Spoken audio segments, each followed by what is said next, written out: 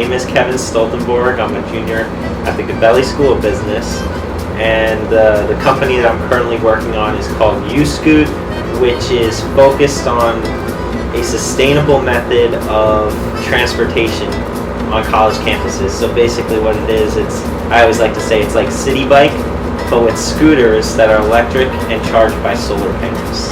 So what came first, your desire to be an entrepreneur or your idea to build a scooter? Okay, definitely not my idea to build a scooter.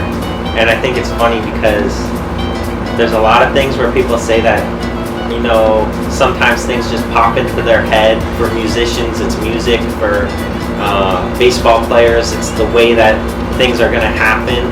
For me, the thing that always just kind of has been in my head since I was young was inventions, or how can I create something a little more different than everybody else. So I think the entrepreneur gene, or whatever that gene is, was in me way before the idea. And what would you say is the tipping point, was the tipping point for you to kind of start this business or start your idea?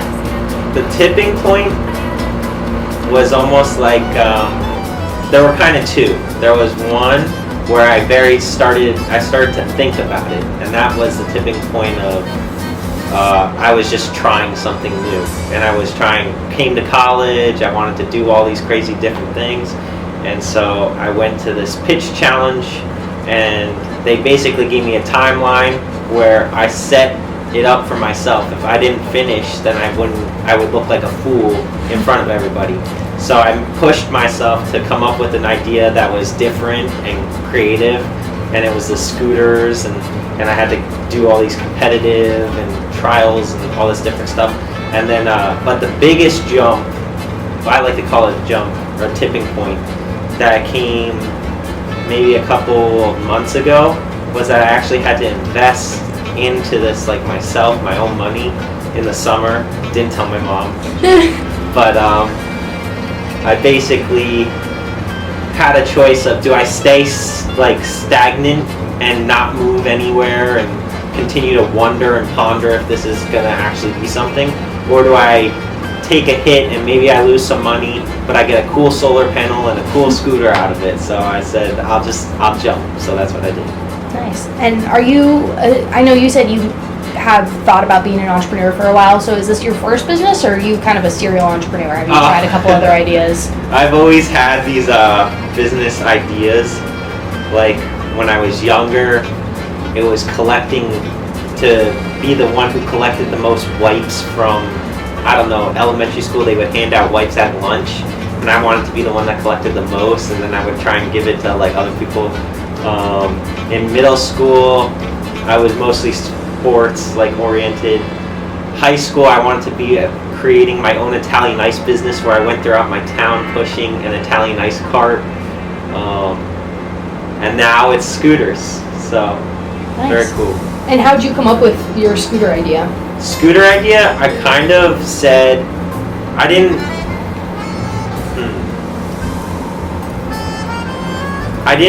think, what do I want in this world? Oh, I want electric scooters. It was more a backwards approach. Like, I saw all these kids riding scooters around on campus, and I said how I hate being late to class, or I hate having to walk from here to there all the time, and it's tiring. So it's more like I found a problem first, and then I said, how could I solve that problem and make it different? Yeah. And how long have you been in business? I'd say I've been in business for about a year now, yeah, which is crazy, yeah. Because it's really, my business starts with like that seed idea, and then it's kind of grown into more and more, and now it's an actual product out there, so. And what are some of the challenges that you're currently facing with the business? Oh, so many. The current challenge that I'm trying to figure out is how to make it accessible to students, because I don't want to just leave a scooter around and then everybody takes it, one person takes it home, somebody takes it over there. You got to have an organized system that's manufactured so that people can take the scooter, drop it off, all clean, organized, So that's the hardest thing I'm struggling with right now. And what are some of the mistakes you've made so far in developing the scooter that you have? Oh, mistakes. Tons of mistakes. Like, I basically think about anything and I say, oh, that's a great idea. And then I'll go talk to like the Fordham Foundry, which I'm working with, and they'll say, oh, have you thought about this idea or this way? So one case in particular, I originally was thinking of doing like kinetic energy with the wheels instead of a solar panel-y charged scooter. But then everybody started telling me that the kinetic energy idea probably wouldn't work, and so I guess it kind of reformulated my whole idea into the solar panels, which bumped it up a level, which is cool. What are some of the strategies you're using currently to build your client base? I know you talked about aiming it at students, but how are you getting the word out to students that this is a new product coming their way? Definitely. So one of the ways is Instagram is always a great way to get your product out there, or just your name out there. I currently have like 10 followers for the company, so I'm still trying to build it up. But my best thing has always been in my life is always just to go out and basically wave my hands around and get everybody's attention. So what that is here at Fordham is tabling in a scenario where people are walking by and I say, oh, hey, do you have a quick second to fill out this survey? It takes 30 seconds. And then they fill out the survey and they ask, what's this for? And I was like, oh, well, and I have the product right there in front of them.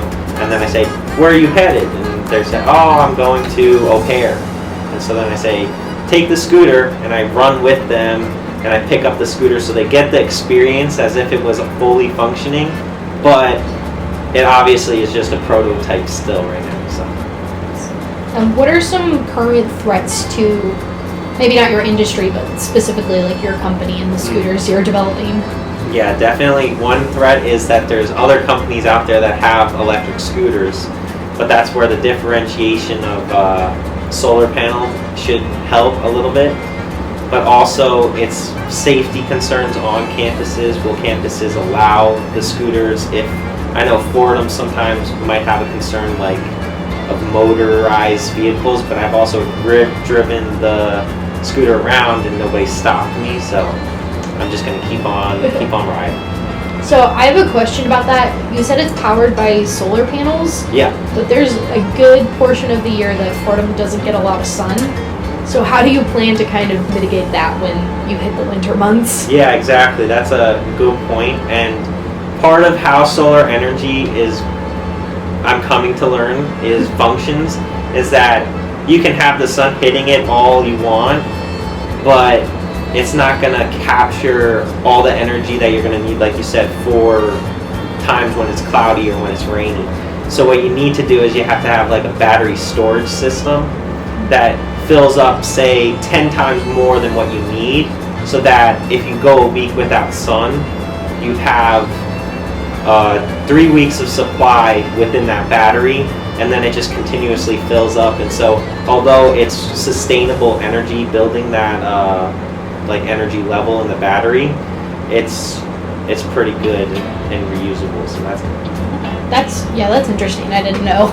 Oh yeah. Although I don't know a lot about solar panels. That was I drew that kind of from Tesla because they have a similar product design like that for their solar panel roofing. Oh. Yeah. So how do you incorporate technology in your day-to-day operations? Day-to-day operations, I would say technology, well, besides the solar panels, the thing that I use is surveys are definitely a very important aspect of it. And you also want to be like kind of doing it in a way that others aren't. So one of the things I did that everybody like, oh, that's interesting, was a QR code. And I know that seems pretty popular, and I thought so many people would know about it, but actually like every time somebody would go use their camera and the link would pop up, everybody was like, whoa, that was so cool. So it's kind of using technology to not only make your product go, but also to satisfy or like ignite a sort of inspiration that you have into the people that your consumer base is targeted towards. Would you say you're satisfied with where you're at right now with your business? Oh no, you're never satisfied. You're almost constantly thinking like you reach one goal and then you're like, okay, what's next? And that's in life in general, I feel like. But satisfied with the business, I think you do need to balance it though. You can't just constantly beat yourself up. You have to realize how far you've come and how I thought this was just an idea that who knows if it would, people were kind of like, would joke about it, and now it's actually becoming a reality, and I'm seeing those people be like, oh, whoa, hey, can I have a ride on the scooter? So it's that transition of always believing that you can be a little bit better than what you're at right now. What would you say are the greatest rewards you've had so far as an entrepreneur? Greatest rewards? It's hard to explain, but the greatest reward for me is that it feels like it's what I'm supposed to do. It's like my whole life, or everybody always searches like for, what am I supposed to do? Am I supposed to be a doctor and save lives that way? Am I supposed to do this and be that way? But for some reason, I've been down those roads. I can't do medicine because I see blood and I'm like, oh. And then I go into the corporate world and I see the businesses where there's marketing, and it's just like a hierarchical like structure that basically is whoever's there the longest is going to know the most information, so they're at the top, and whoever's newest is kind of at the bottom, it feels like. And I like that system because you can work your way up, but this entrepreneurship is just like my mind thinks like that. My mind goes towards that. I constantly feel the world seems brighter when I'm doing what this project is about, or just thinking creatively. So I think that's the most fulfilling thing to me, is that it's what I want to do instead of what I feel everybody or society is like pushing me towards. And on the flip side of that, then, what would you say are your greatest fears as an entrepreneur? Oh, greatest! That's easy. Well, fear is a complex thing, because if you live your life in fear, I'm going. Getting philosophical. Yeah, but this is what I love to do. That's, I guess. But if you live your life in fear, you're gonna end up, just shaking and not moving, and you're gonna be frozen like a deer in the headlights. So my biggest fear as an entrepreneur is definitely like, I fall flat on my face. I say you invest all your money and you got a college degree, you got college debt, all that stuff, and you just poof, you're on the street. Just like there's tons of stories where people have graduated and they have doctorates and they're actually homeless in a couple years just because like something along the way didn't go right. So there's always that fear of like, maybe you could end up in a rough situation, but then that's also where there's like my teacher talked about grit today in our law class. There's a grit that you have to have, and if you know it, you have it in your heart. Like, I can completely say that, say I do fall flat on my face and I end up like having to sleep on the streets or something, there's something in me that won't settle for that. And so I'm not afraid to risk it all for a situation where I have to start at zero and then build it back up again. What characteristic of your personality would you say has made you the most successful? Characteristic, it's kind of a combination of like not giving up with I don't know how to describe it, but like imagine a wall like coming in, the classic, the wall squeezing in and you have to figure out a way out of it. A problem solving, that's what it is. I think problem solving and the perseverance to always find that extra problem, like go that extra length to find the solution, that's what is my best trait for entrepreneurship. How are you financing everything? So financing is basically just out of my pocket, because my family isn't a big believer in, going on your own path. I mean, sure, they want me to go on my own path, but that usually means, become a doctor instead of a lawyer, or like, okay. But if I want to become an entrepreneur and possibly, like we talked about, like fall flat on my face, that scares them. And so they never, all my ideas, never wanted to finance it unless I could show that it was a like reliable idea. And I would always be like, oh, it's like $20 to start this, like, come on, we can try it, and then if we fail, like, oh, that's a bummer, but and it's like, no, you gotta prove it first, which is great in a sense that it makes you think all the great and good things, but it also forms this paradox of I can't figure something out if I don't have one of the items, or at least like a something to demonstrate the item. So, because then otherwise you're talking to air and you're pointing to air, and everybody's like, I guess so, but where's the substance? So that's why when I actually bought the scooter and everything, I could almost see the idea manifesting in the eyes of everybody else instead of just mine this time. So far you've just been relying kind of on your own money and... Oh yeah, I kind of got carried away, but yeah, I just rely on my own money, either from working from summer job. So how are you going about your funding for the company? So for UScoot, what we're doing is basically I'm trying to invest my own money first, and then I know that there's pitch challenges with Fordham University, and then I know that some entrepreneurs focus on crowdfunding, and that's always great because sometimes it works, but it's really unreliable because not everybody's just willing to, toss a couple bucks to people. And then the third way I say is usually like an investor of some sort. You can hunt down people that you know and ask for money like that, or you could go about it like the Shark Tank version of going and finding an angel investor. Would you say you see yourself in 5 years? Yeah, okay, so for myself in 5 years, what I would like is I'd like to be owning a business, obviously, and then I'd love to be owning a business that isn't just about making money, but also about helping others in a different way.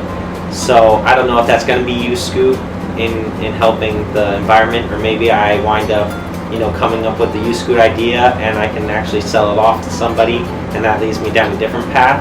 But I think in life there's a lot of, like, we don't always make the decisions, they almost pop up and we just follow them like a light, like a moth to a light almost. So I like that idea of where I don't really know where I'm going to end up, but I have a direction of where I just follow my heart. So